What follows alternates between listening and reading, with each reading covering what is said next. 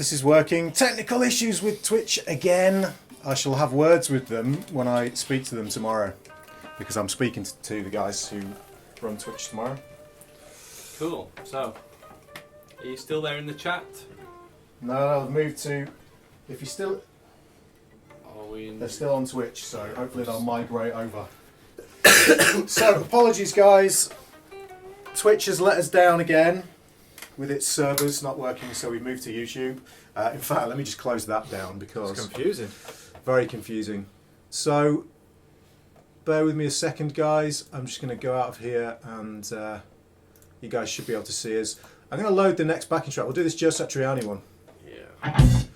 Okay, so let me just explain, if you've just joined us on YouTube, what's happening. Basically, we were doing the Guitar Hour Season 1, Episode 6 on Twitch and dropping frames left, right and centre. We are now dropping no frames, so it was definitely a Twitch issue. And we are going to continue on YouTube, and hopefully this will work. Let me get rid of that backing track poll again, because we don't want that on there. That's not happening.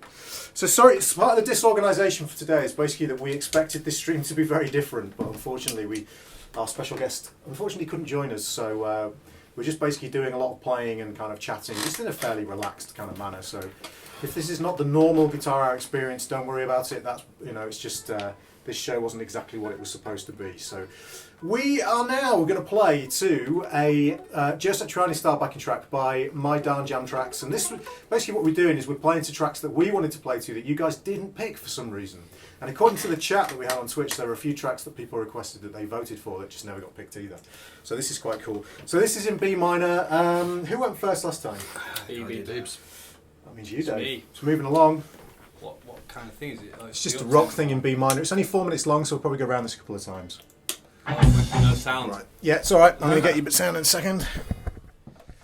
So, yeah, this is in B minor, guys, so it's all your standard B minor affair. Let's hope the technology works.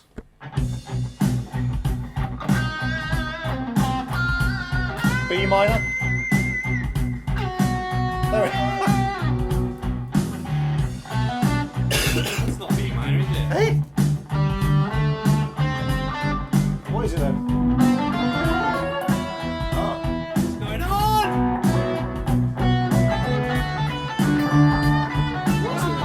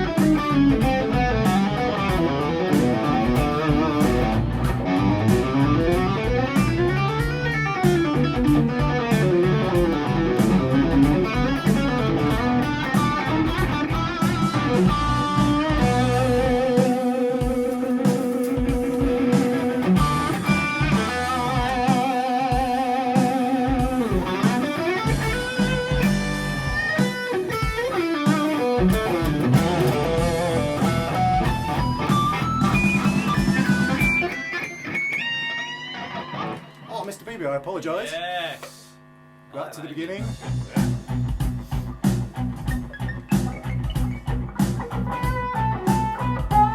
Oh! Did you get that? Yeah.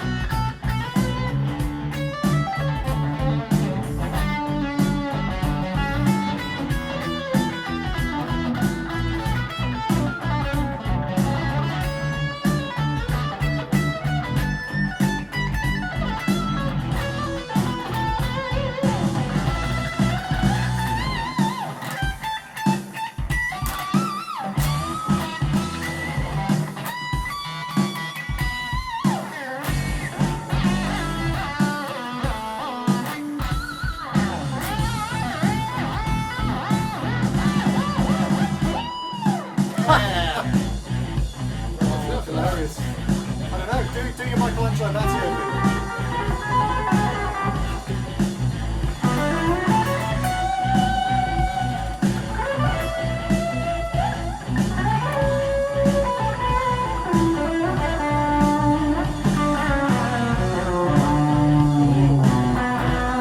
Again. I don't know, I did. Dance, monkey, dance.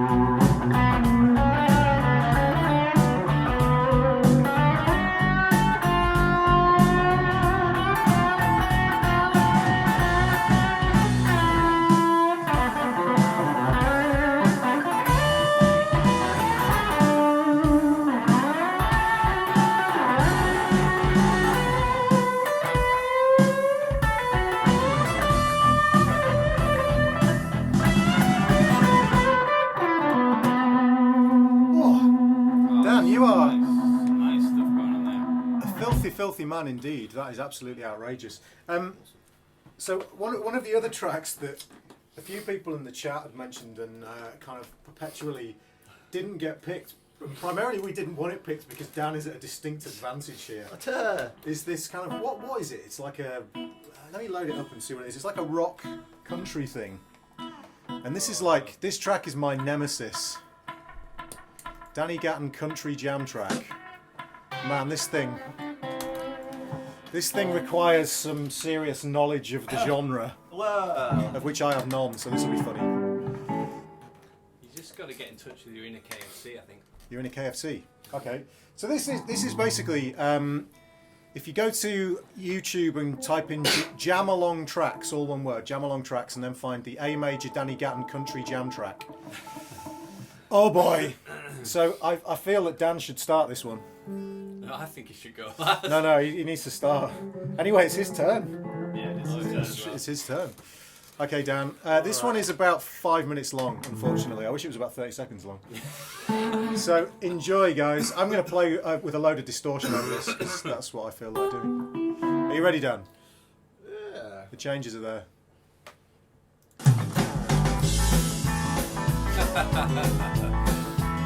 Oh boy.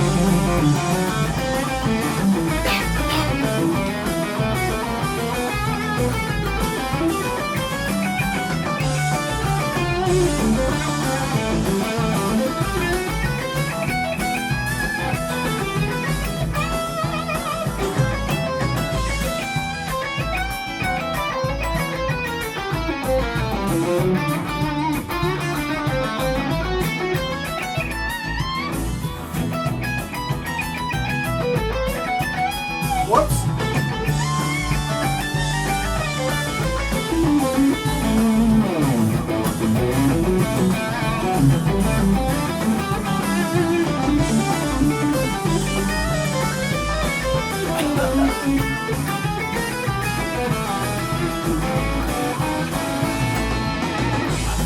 Pretty amazing.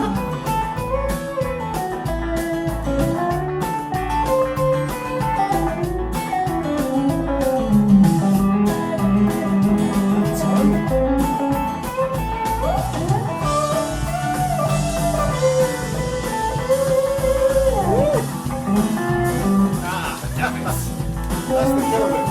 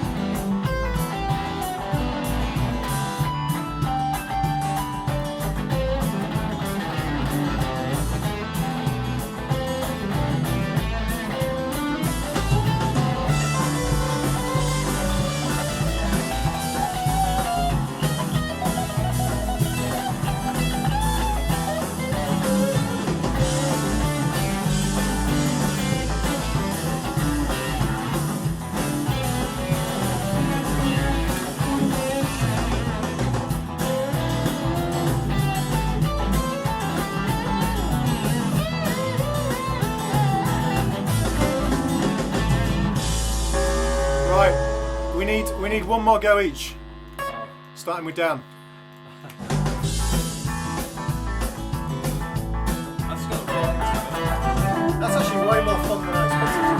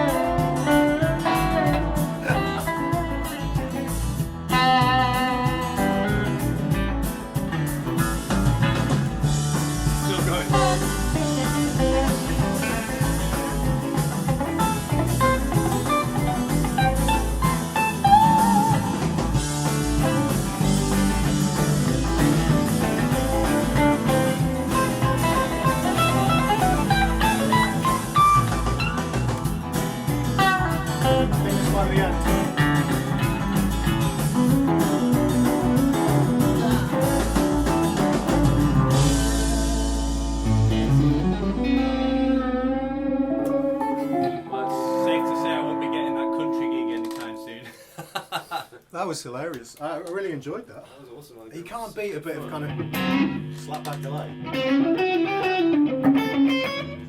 Makes you play differently. How bizarre. I heard that as well, Dave. Oh,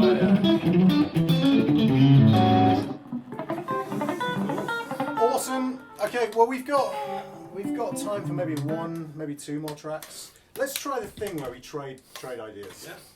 So I've got this. We can either do this on that E minor ethereal thing, or we can do it on my A minor track. I think the E minor one might be a bit too spacey. Bit too free. A bit too Kevin Spacey. Right, let's get rid of that slapback, Oh yeah. because that's not going to work. So what we're going to do, we're going to do something a little bit different. We are going to basically play over a real simple A minor backing track, but we're going to exchange ideas. Yeah. Okay. Okay, so we'll go around and play a phrase each, and let's see if it turns into a contest. That could be amusing. That'll never happen. Ye of little faith, Dave, or ye of much faith, I should say. Okay, so this track is not the longest, so I have to be a little bit careful here. In fact, what I'm going to do is I'm just going to remove that track and we'll put it back in later. This should cycle round, hopefully. So, if you guys want to start. It's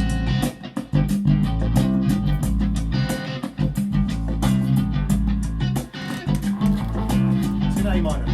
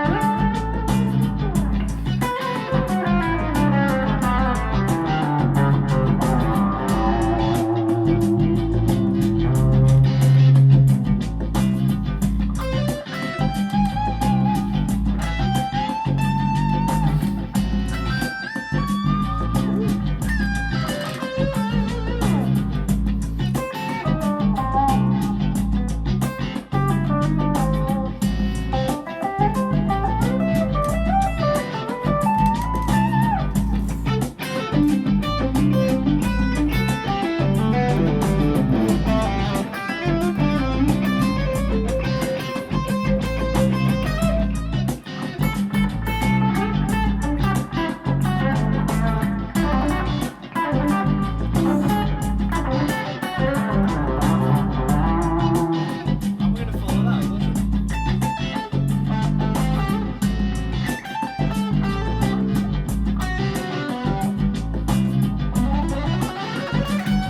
Oh.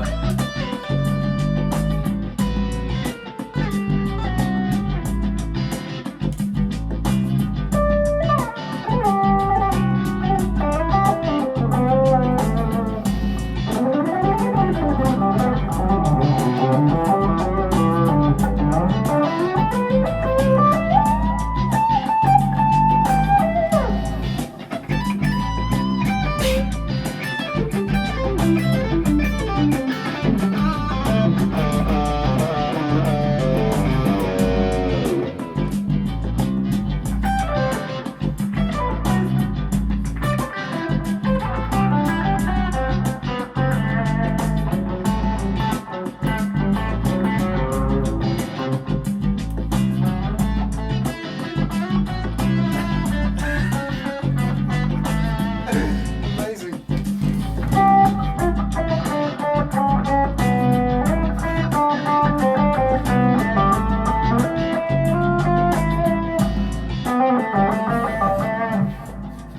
Okay, one more time round. It should loop round. That's funny. In fact, I'll just pull it back so it looks like I put a foot in it. Is it me? See you, Twinkle.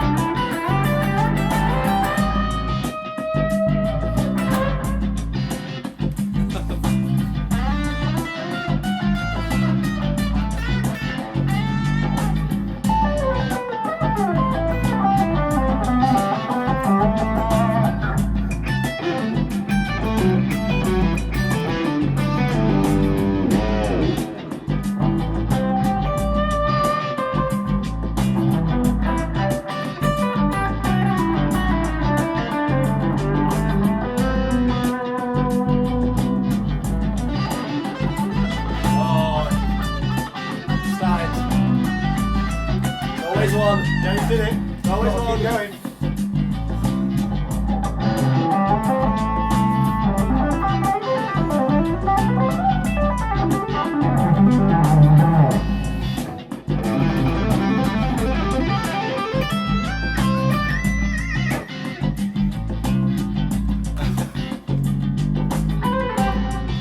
That's it. That's it.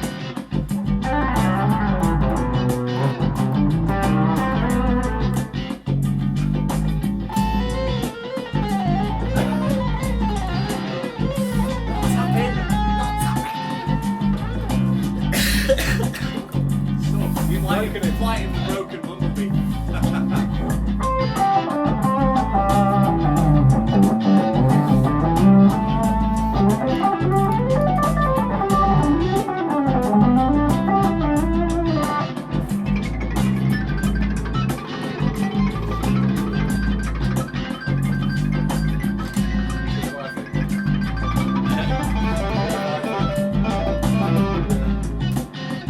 I'm not doing it, too gross.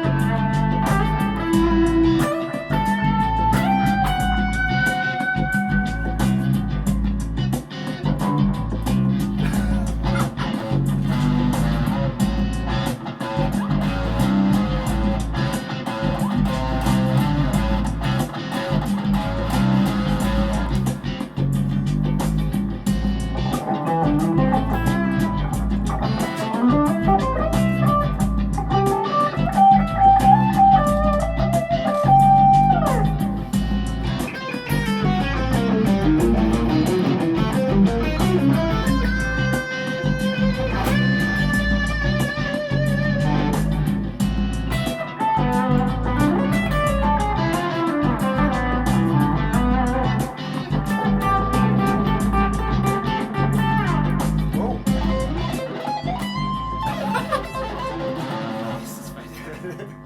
Yeah. I'm glad that didn't get too Hollywood. Would have been screwed. Yes. I tried my best to get Phoebe to go there every time. I I know, was yeah. going to do the, but I decided against I it. don't actually know how that works. What's the Is it the same as using your Think finger? go. Right, didn't get the right string. Should have done it. Man, that's going to feel really weird. I'm not doing it. That's cool, man. So, we got time for one more track. Well, Just one more. it's Before we, only the ballad left. yeah, there's the E minor ballad. This ethereal ballad. This is for us to get all emotive, chaps. As opposed to pulling out the Hollywood or the country It's chops. the season end. Absolutely. And once again, we're so sorry the season didn't end the way that we hoped it would, guys, and the way that you hoped it would. But can't be helped. It's just one of those things. But we really, really hope you've enjoyed the season up to this point, and that you've really enjoyed the Guitar Hour, and that you'll join us for the next season. We'll be announcing it at some point. We'll talk about that a little bit before we finish, before we play the theme tune. Yep. So for now, we'll play this E minor track. There's a couple of chords, guys. Isn't it? My turn to start. Yeah. Is that what? There's a couple of chords, but they're all in E minor. Oh my word! Right, this requires. See, now you've yeah. already spent your...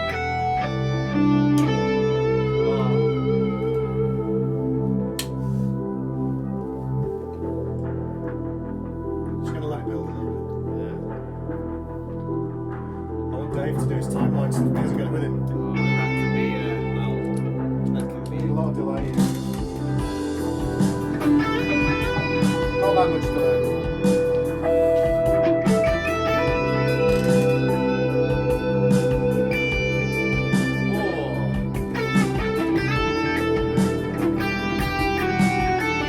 This is like 80s cop film. He's just lost his partner. So they're on a boat, so it's like hitting the bottle.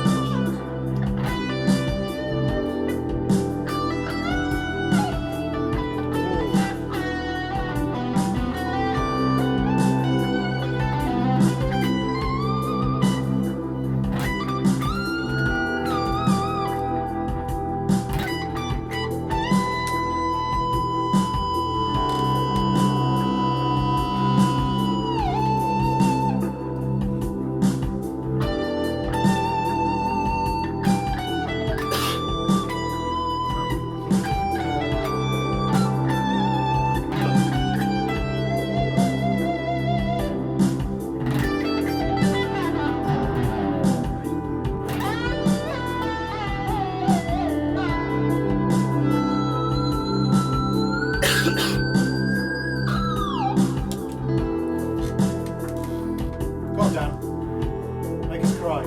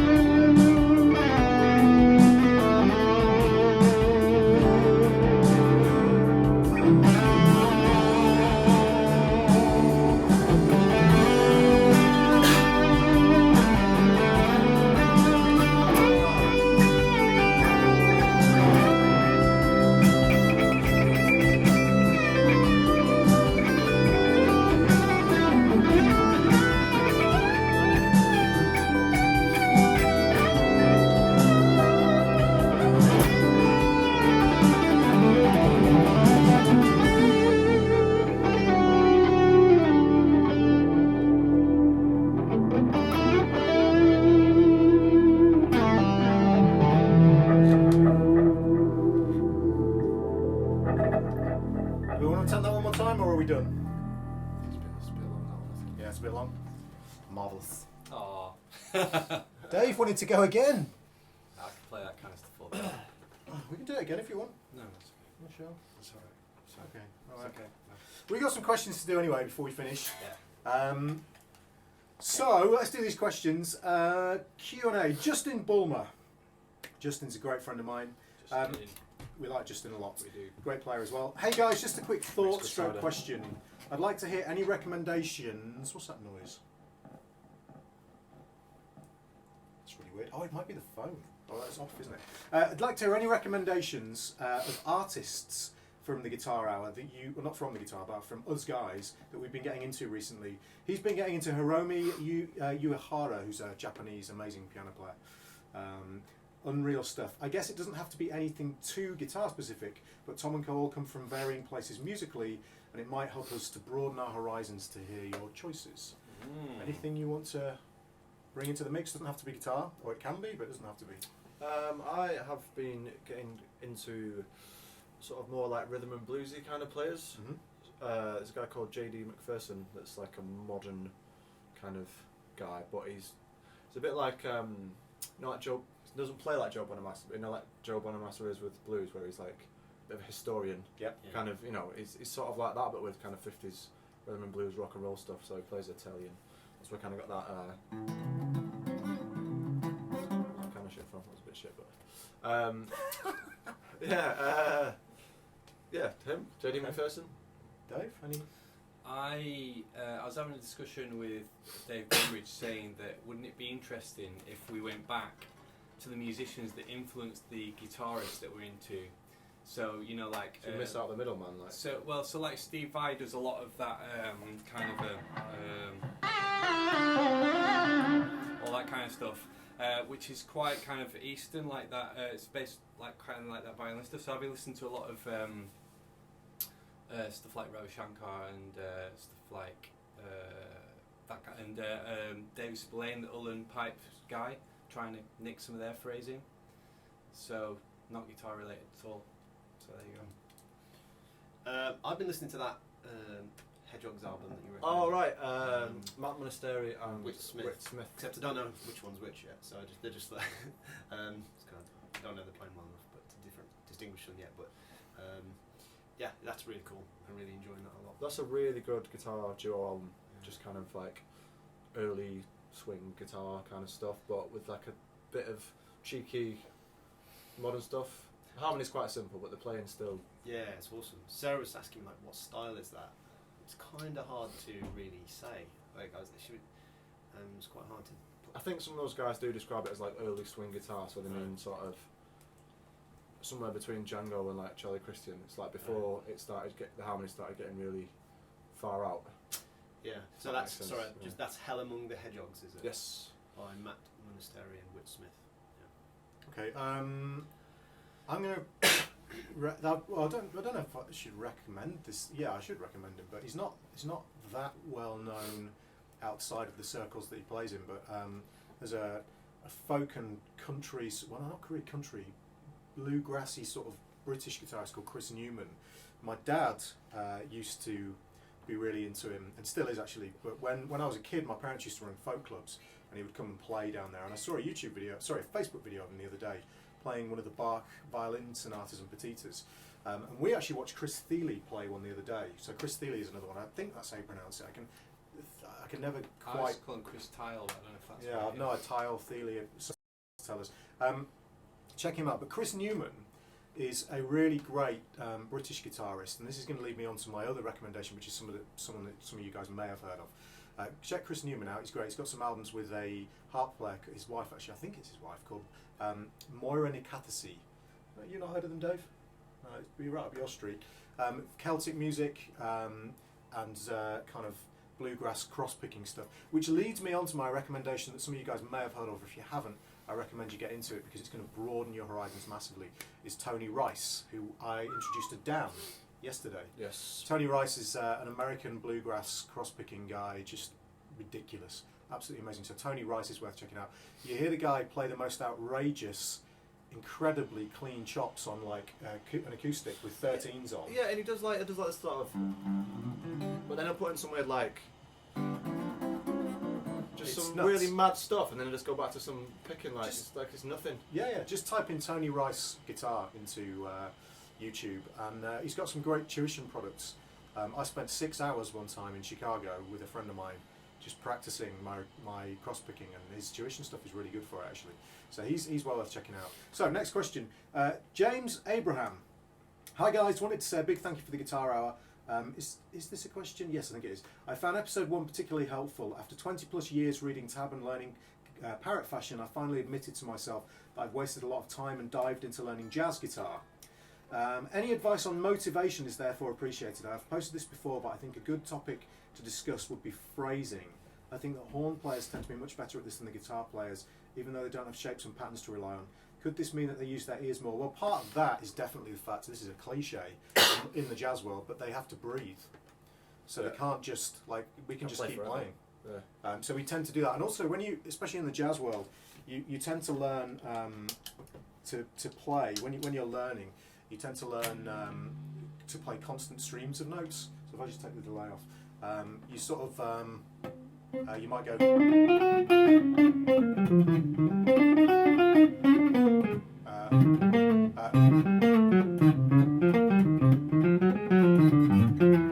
you know, you're constantly playing this stream, and then you don't necessarily learn to phrase as well as you might. Do you guys have any tips for phrasing? I think transcription is probably a really good way of doing it. Yeah, I think if you're trying to get like the jazz type phrasing, then limiting your rhythm, like being strict with your rhythmic information to begin with. Because if you're coming as a blues player, where you're kind of floating around the beat and the bar, that's not necessarily going to work in a jazz kind of style. Very true. So trying to be precise with your rhythms at first, and that can actually trip some people up, especially if you have never really contemplated sort of defining their subdivisions, accurately and really in time before. And a lot of sort of blues people I've had that are students that have done that from that background have struggled in that regard. So spending some time on that will help your phrasing, I think. Also, like, don't be the first part of the question about. I mean, it's great you're getting into that other things, but please don't feel like you've wasted any time. Like, everything's valid. Absolutely, it will all help and encourage your development. Okay, sorry, go on. I was just going to say, I think trying to think rhythmically and just go through, like when I'm playing, I can't hear exactly what I want to, like exactly pitch-wise what I want to play, but kind of shape and where it's going to land, I kind of know what that is. Yeah. And try not to get too automatic.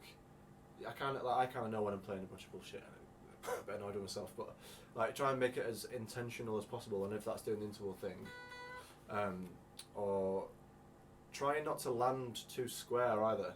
What was that? The hack about if you want to kind of sound bluesy, just add like a note on the end instead of going like you go. So just add one extra note on the end, so you're not finishing where you normally finish, and it's like you start getting used to finishing in weird places, and I think that sounds quite interesting to not be da-da-da-da-da-da-da-da. Yeah. You know what I mean? You end up kind of playing in the cracks as Matt Schofield would. Okay. Yeah, Matt Schofield. It's a nice way to end the phrasing. Nice. People playing the cracks. Get in there nice and deep like. Just make sure you're playing the clean cracks. Hopefully that helps. There's tons and tons of things you could talk about with phrasing. I mean, you could do 4 hours or more on just phrasing, but there's a couple of ideas to get you going. Not watch the Scott Henderson thing from back in the day. It talks about phrasing. Reacting to yourself. Had sex with his girlfriend. He did indeed. Okay, this is not really a question, but something that we can read out from Chris Cooper. He's got a very nice comment. He says, I haven't had the chance to watch all of the Guitar Hours, but what I've seen has been very inspiring and fun. Thank you, Chris. Great players that are nice people is always a good scene. Oh, we're telling ourselves we're wonderful. But it's Chris who's telling us. Brag. If it hasn't already been covered, some practical advice for us rock guys. This is a question that have slowly become somewhat jazzy fusion players over the years, but haven't made the full leap into real jazz could be helpful. So practical advice for rock guys that have slowly slowly getting into jazz and fusion. As in playing through changes for dummies, how not to swing like a bag of bricks. Okay, there isn't really a playing through changes for dummies. It doesn't exist. If somebody tries to tell you or sell you a playing through changes for dummies, you should be extremely cautious and wary because it requires a lot of work and there's no two ways around it. There is no kind of YouTube videos and it's like the method for in 4 hours. The scale that fits over all chords. It doesn't exist. Yeah. It takes a lot of work, but don't let that put you off because that work is incredibly addictive. Super really addictive. satisfying when you It's one of get the most it. satisfying things I think I've I was telling the kid this today because he's gone on about he just doesn't like improvising. It's like one of the once you get it, it's like I guess it's like Bloodborne. I've been once thinking you get it, it's amazing. But I mean, it just takes time, basically. I've been thinking about putting something together specifically on this. We were talking the other day about finding a niche of things. Yeah. Well, partly my journey has been like very much a rock player that's been slowly over the years been dragged kicking and screaming into loving jazz. into the jazz swamp. And it's been such a relatively recent thing in my mind that I can kind of still remember the paths I've gone through. Right. So it might be something I'm looking to Okay. putting together. That's something we should do one time. I did this on a cruise ship where I took a piece of paper and I wrote influences down from I wrote a player that got me started playing, and then kind of what that led to, like a little kind of spider diagram flowchart, and then it was like so weird to see. It went from like Kurt Cobain to John Scofield or something, and it's kind of like you see this path. I think we should do that. I like that, and then we Bit can on show the our old- paths. Yeah. Okay, cool. Get your path out. Okay, Pete Whitten, this is the last question, guys. Hi, a question for Tom. Oh, it's for me on the Guitar Hour tonight. Okay, after playing the Strandberg Endura-neck guitar, what was your impression?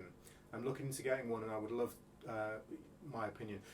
If you're looking into get one, I would definitely get one. I mean, Ola Strandberg is a very, very, very clever man, and also one of the nicest people I've ever met. And I know people always say stuff like that. They always go, "Oh yeah, he's such a nice guy." Ola truly is a lovely, lovely man. Spent quite a lot of time out in Japan with, well, basically, 4 or 5 days out in Japan with Ola, and had a great time, and always see him at every single guitar show. His Enduro-neck is absolutely ingenious, and you probably know the principle behind it, but the principle is the back of the neck, unlike a normal guitar neck, which is basically curved all the way around. There's a flat section that follows where your thumb would naturally go as you move around the fretboard. And it really, really does feel absolutely fantastic to play. Like anything else, because of the angles on it, it takes a little bit of getting used to, because you've played your entire life with a round guitar neck.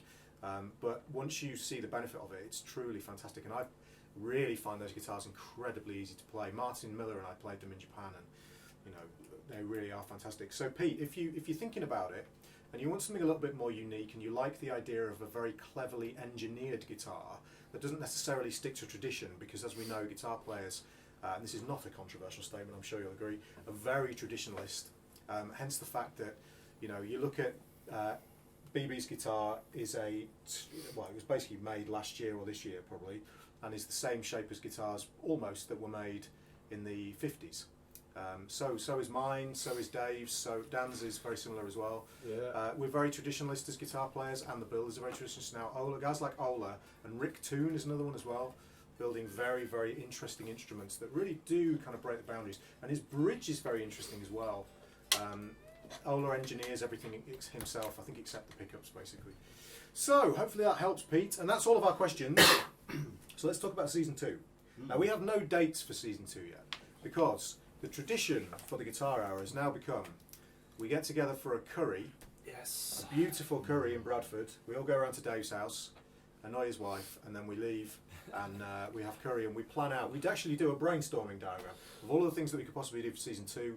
We have our guest lined up already, as I say, Jonathan Kreisberg. He's not going to be joining us on the show because that's too difficult for his schedule. We did try and set that up, but it's just impossible. But he's such a hero, especially of ours and yours to some extent. We had to kind of persuade Dave to come to the gig. But I'm going to be the guy asking him really dumbass questions. amazing. Over So, there. yeah, Trip. basically what we'll do is we'll organise that over the coming weeks. We're all very busy, but we'll try and organise it, and we will get that up and running after a fairly short break, and then we'll schedule it all in. But in the meantime, as ever, anything you would like us to feature on the Guitar Hour, the only thing that we're not going to do is we're not going to sit and do masterclass style lesson material. It's more about the realism of kind of playing and us having conversations and interacting with you guys. We don't want to sit here and do a lecture about how to play over the Super Locrian, how to use the Super Locrian scale or whatever. It's not that kind of a thing. But any topics that you come up with, any questions that you've got, please do post them on the Facebook page, which is just facebook.com/The Guitar Hour. If you're friends with any of us, you'll have seen the Guitar Hour page on Facebook. Get asking questions, guys. Feedback. Yeah. Let always me good. just have a quick look in the Chat. to see. I don't think we've had any questions, but While you're doing that, the Guitar Hour is now available as a podcast version. Yes. Ooh. It's live in the iTunes store, so you can just search for the Guitar Hour. Don't confuse it with the Guitar Happy Hour. That's not us. There is another podcast What? for that. What, they're happier than us? I know, it's hard to believe, isn't it? So the Guitar Hour podcast. So you can search that within iTunes or in any podcast app. That'll scrape the iTunes database. so we do have one question for Dan. What pickups are in your guitar, Dan? I can't remember. Well, they're- Nico 5? Yeah, but that's the magnet. But they're made by They're Fibonacci. Fibonacci's own little brand. I don't know if you can see. You probably can't see on there, No, but I won't they've. be able to. Was this the first? Yes. Was this the first time we started doing this? Dan has the first ever, I don't know, they're like sandblasted, etched pickups from Fibonacci. So they've got a little F logo on. You won't be able Can't to really see see, it. but they've got like kind of a little border inside and the little Fibonacci F logo on one side. And this is pretty much one of the first times they've done this. I don't know if you can see that. It's kind of like mirrors the curve on the headstock, like a little kind of wave scroll thing at the end of the neck. But yeah, the pickups are, as Dan said, they're Alnico 5 magnets, and they're basically wound by hand by the Fibonari guys. Every Fibonari guitar in this room, on the Fibonari tree behind me and mine, they've all got Fibonari hand wound pickups in, so they just make them themselves. And they Hopefully- even made the machine that winds the pickups. Ridiculous. Very, very Hopefully clever guys. by next season I'll Don't say anything, don't spoil it. hopefully it by yourself. next season I'll grow a beard. That's all I was Oh gonna say. yeah. That's all I was gonna say. That's a challenge. Yeah, We- Dan we and best- I- My we own best challenge. hope it's near Christmas then. Get some testosterone. Alright guys, so that is pretty much it. Again, thank you so much for joining us through season 1. We are so sorry that season 1 didn't end quite the way that we wanted it to. But hopefully you've enjoyed all the playing. Sorry this was a little sporadic and we had Twitch issues again. I'm going to be asking them about that tomorrow. Yes, we will now play the theme tune, and as usual we will then bow out. But I need to find the theme tune because I had to get rid of it to loop the previous track. So, gear up, chaps.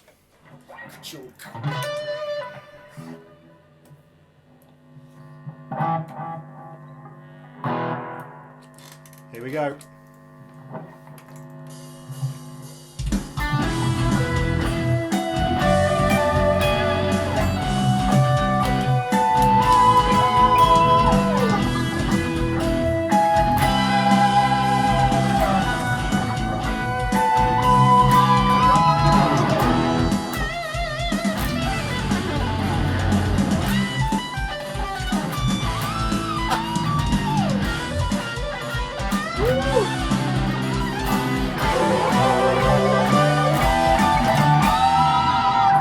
See you next season, guys. Goodbye. Oh.